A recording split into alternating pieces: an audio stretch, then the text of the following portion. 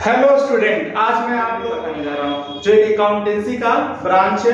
आज हम लोग फाइनेंशियल मैनेजमेंट के बारे में देखेंगे कि फाइनेंशियल मैनेजमेंट है क्या। आइए हम देखते हैं फाइनेंशियल मैनेजमेंट। यानी फाइनेंशियल मैनेजमेंट दो वर्ड का कॉम्बिनेशन है हमारा, एक फाइनेंशियल और मैनेजमेंट। फाइनेंशियल यानी फाइनेंस और दूसरा मैनेजमेंट। हम कह सकते हैं कि जो हमारा फाइनेंशियल मैनेजमेंट है जो दो वर्ड का क्या है, कॉम्बिनेशन है। आइए हम लोग दोनों वर्ड को डिटेल में जानने की कोशिश करें। तो फर्स्ट आता है हमारा फाइनेंस। फाइनेंस किसको कहेंगे? तो फाइनेंस रेफर्स टू मनी और फंड अवेलेबल टू फर्म।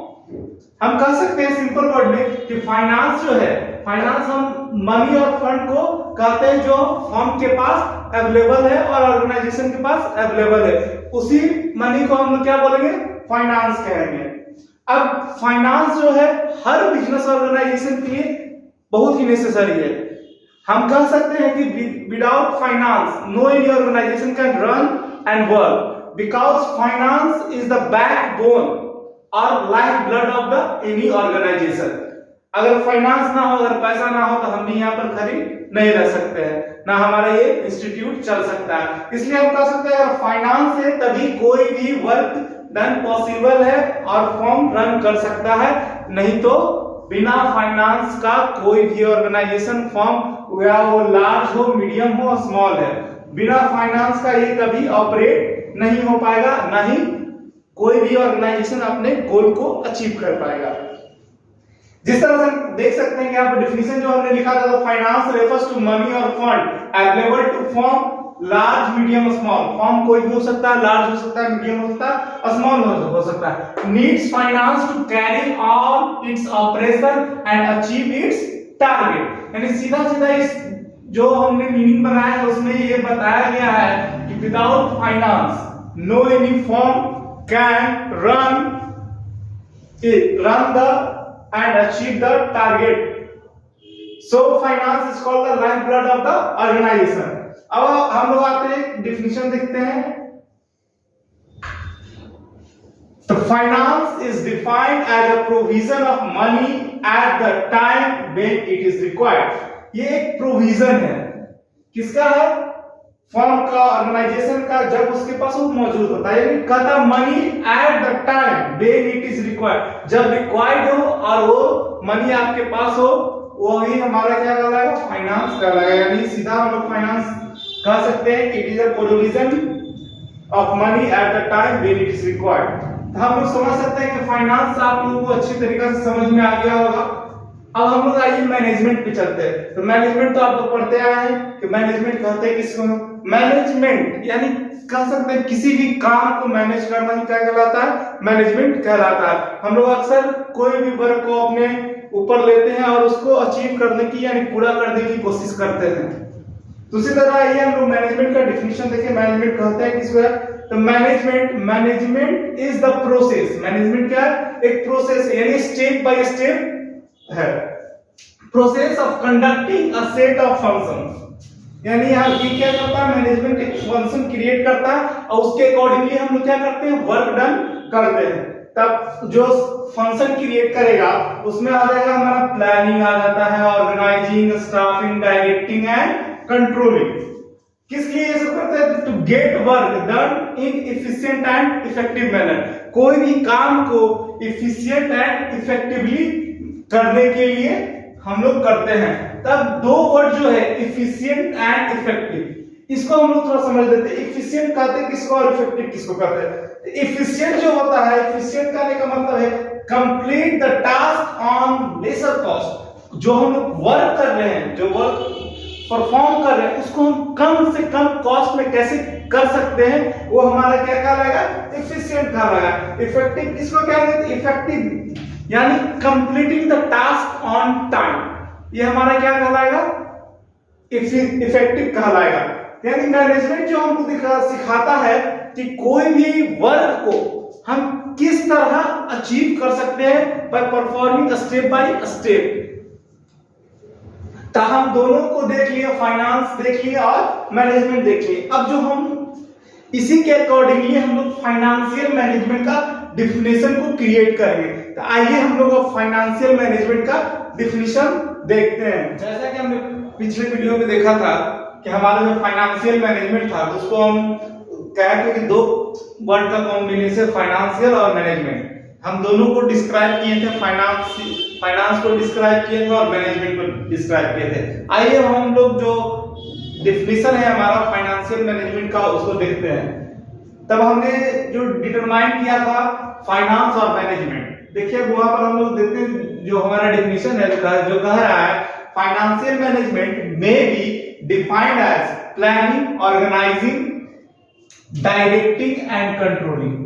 ये जो यहाँ तक जो हमारा हुआ पार्ट ये किससे था? तो कल हमने जो मैनेजमेंट का डेफिनेशन करवाया था उसमें ये आता था। हमने मैनेजमेंट का डेफिनेशन किया था तो कहा था management is a set of function, set of function यानी planning, organising, directing and control, ये मैनेजमेंट का फंक्शन है। और कहते हैं हम लोग कि फाइनेंस का यूज करते थे, फाइनेंस यानी मनी।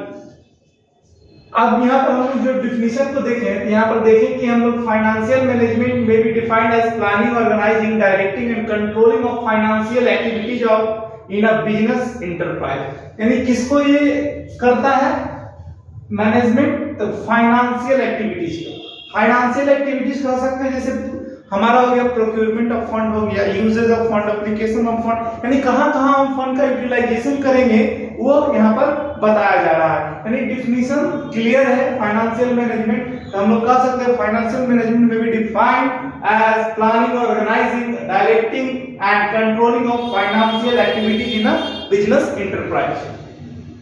तो हमारा डेफिनेशन क्लियर हो गया। आइए हम लोग नेक्स्ट जो हमारा टॉपिक है रोल्स ऑफ फाइनेंशियल मैनेजमेंट, यानी क्या रोल्स परफॉर्म करता है फाइनेंशियल मैनेजमेंट बिजनेस में।